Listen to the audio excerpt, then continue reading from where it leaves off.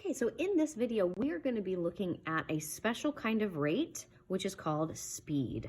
So first, let's start with the definition. All that speed means is how fast an object is moving.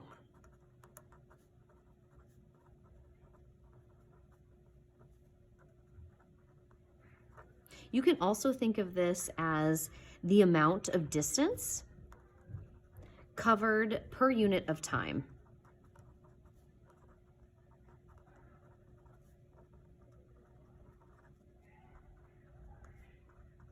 The amount of distance covered per unit of time. And so what I mean by that is, for example, we can say how fast something is going in miles per hour. So there's the distance, miles, covered in per unit of time. The time we're talking about is hours. So this is a common rate that we use for speed, but you can also see, which is just as common, we could say kilometers per hour, or you might say maybe centimeters per second, right? So there's different combinations that you can use depending on what the problem is. You just have to remember that it's distance per unit of time. So we use an equation, so we call this the speed equation for solving these. And the speed equation is velocity is equal to distance over time. Now, velocity, all that means is the speed of something per a certain direction. So a speed going this way or speed going that way.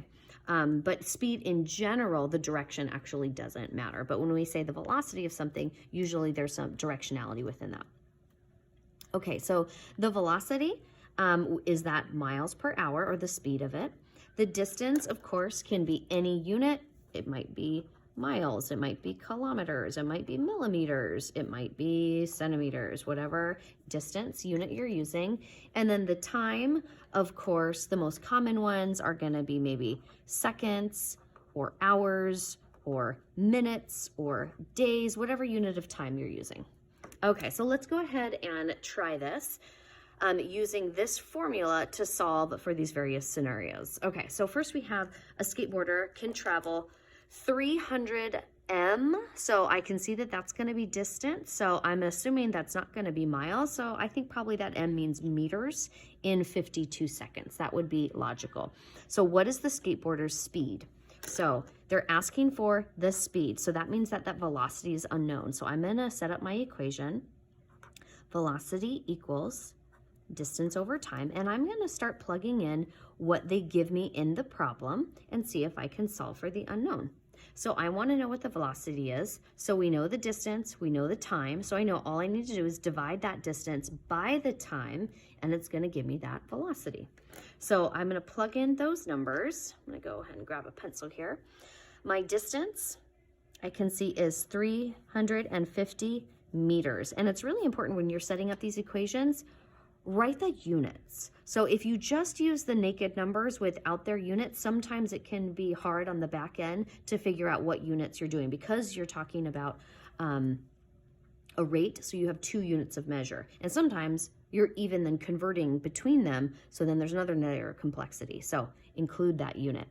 So 350 meters per, and I know the time goes below. I see 52 seconds, so 52s.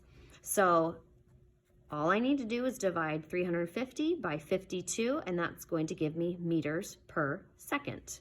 So I'm going to take my handy dandy calculator, and I'm going to go ahead and plug that in. I could do the long division, certainly, but I'm going to save myself some time, and because this is going to require some precise calculating, I'm going to use my calculator.